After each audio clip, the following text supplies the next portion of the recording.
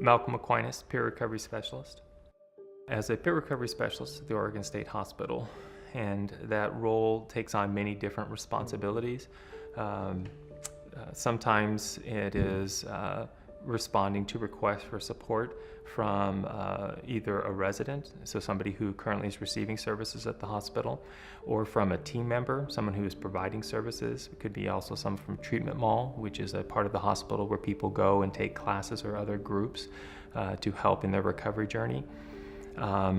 Additionally, I serve on different bodies within the hospital that are designed to improve the treatment that people receive. The ultimate goal, of course, always is helping people to regain a sense of empowerment, of their own voice, and establishing a path forward for themselves from the place where they currently find themselves, which is unfortunately at the Oregon State Hospital, a place of confinement.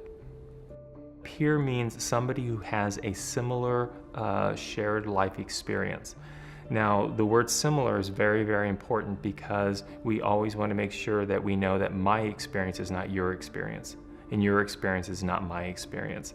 And what we do then is we allow at least a sense of some maybe more global understanding of, for example, I have been involuntarily hospitalized.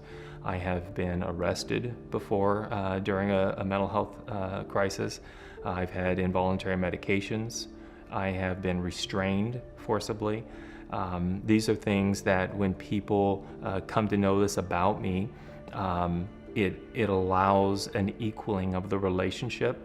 In fact, when I do trainings around for people who are coming into the field, one of the things that I always get asked is, well, how do you know if you're doing it right? And I answer, I think, somewhat differently. I said, if you ever find yourself saying to someone what they should or ought to do, you might be doing something that's helpful. You might be doing something that's beneficial, but what you are not doing is peer support.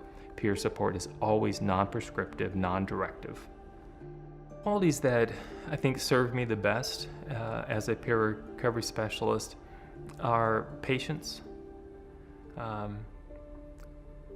It takes a long time for people to be able to feel comfortable with another person who starts out as a stranger.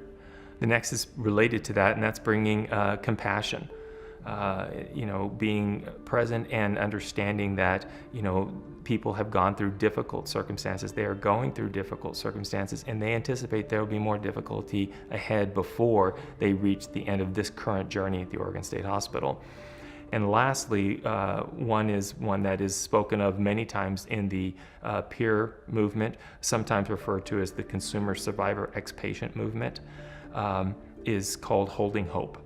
And holding hope means you're coming alongside someone, and this is typically somebody who everything that they're saying is, I can't go on. I can't take it anymore. This is unendurable. And whatever form that takes of what they're going to do, it's some form of I'm going to quit. It might be I'm going to quit in that I'm going to seclude myself in my room. Or it could be I'm going to quit, I'm going to fight back against everything they give me. I don't care if they're offering me, you get to walk out the door right now, I'm going to tell them where they can shove the door. Or it could be I'm going to look for the opportunity to take my own life if I have it.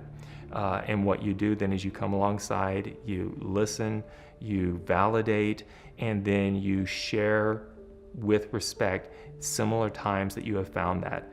And you tell them, will you allow me to hold hope for you? Because I have hope for you. I know and believe you will be better, that time will pass and things will improve. And I have never had a person, and I've been doing this formally for about 7 years, informally for about 35. I've never had a person who has said no to that. And I have had countless people come to me later and say, I'm here today doing what I'm doing because you held hope for me. What I frequently will offer is peer walking as an option. Because then it allows me to do the peer support work, which is that non-judgmental, mutual, equal level relationship, and where I'm listening. but also it's incorporating some of the trauma-informed approach recommendations, which is get people moving. And what I have found is that helps people be very successful in talking through otherwise complicated and upsetting issues while remaining very, very calm, having a very conversational approach. My greatest rewards in this job are the times when I get to see people move from despair, where they are disconsolate, they can't see anything getting better, where family members come in and say, I've lost my child, or I've lost my husband, I've lost my wife. And then after a period of time when people are crying and hugging each other, and they're hugging me, and they're saying, thank you for not giving up on me. Thank you for being there through all the hard times. And now I'm going to go out and I'm going to carry forward the same mission that you gave to me, and I'm going to help someone. I'm going to pay it forward. You can't put a dollar value on that for me.